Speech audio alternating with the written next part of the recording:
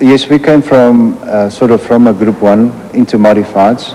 The decision was taken very late in the year, and these guys were all like 3 years ahead on us, and it took us quite a bit, development to do, get the car sorted out and get the power and get times out of the motor car, but eventually we got it sorted out. Yeah, of course the heavy metal class is very competitive, and you only really got it right towards the end. Oh yes, definitely. There is no second chance. The cars are all competitive and very, very quick, very fast. We've done times last year Formula 1s used to do about 6-7 years ago. Tony, for Wesbank Modified Racing, do you take a standard car and strip it down, or what do you do? No, we get a body shell and then we bolt on everything that we need into it, to make it into the class it's going to be, to make it competitive.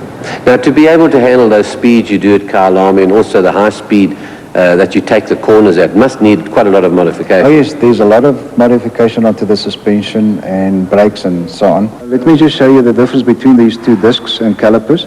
This is the standard disc and the standard caliper, which comes onto the 745. And this is the ones that we are using, this one and that big caliper, which is the caliper is made of duralium to try and get it as light as possible and get rid of heat. And even this, at the moment, is not good enough for the top speed that we are doing. Do you find the brakes fade, say, going down to Crowthorne? Oh, yes, definitely. If I have to plan properly, the race of 10 laps, or else I'll run out of brakes. That's so. And Tony, this marking you've got on top here, I see different colors of paint on the disc. What's the idea there? This is special paint which you get. It's to give you the temperatures which the brakes run onto. And then you can see if the brakes are ample enough or what type of disc pad you have to use, or if you have to give it more cooling or take away cooling on the brakes. Yeah. What's the difference in price between these? That looks expensive to start with, but this looks like it's a lot of money. Well, this would be today, I would say, about 1,500 Rand in standard form, and this is 6,000 Rand. It's a lot of money. Oh, yeah, definitely. Now, what about the suspension struts? I see there's a big difference between the two suspension struts. One looks very racy, and the other one looks very standard. The one laying down, that is the standard one, coil spring strut, which is made out of steel. Now, that would be about 2,500 Rand. Now, this here, with a brake and all, it's a 36,000 Rand per upright, which is made out of duralium and Teflon.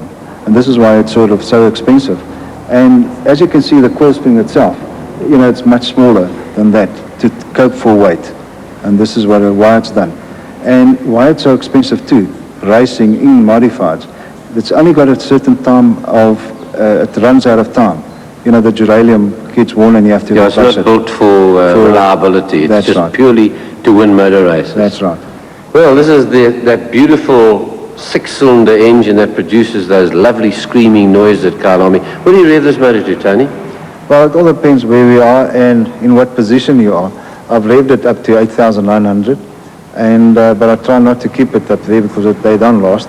But it's reliable at 8,200. That's a lot of revs for a big motor. What does the standard one rev to? 6,800. So how come you're able to rev this one so high? Again, the word comes into modified. The whole engine is modified. You work with the basis that we use the M1 crank. That's the sports car racing crank?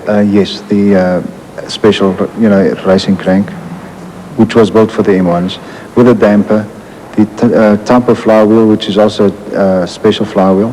Then we use the special car rods, pistons, the cam box, cam buckets, other cams.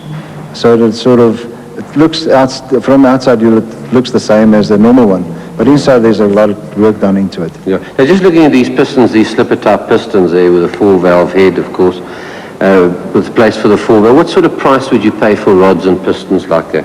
Well, to give you an idea, we brought in, was in December when we decided we were going to race the M5. Flew in 2 sets of pistons, 2 sets of rods, spare rings and discs and a cam box. And that was 58,000 Rand.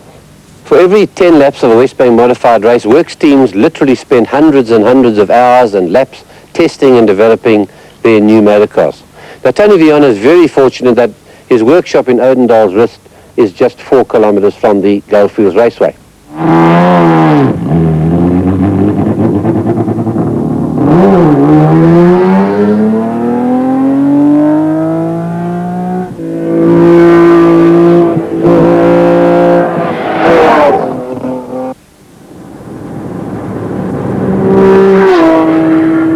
that's Tony Viana coming past us at 250 kilometers an hour, and we're traveling at the national speed limit of 120.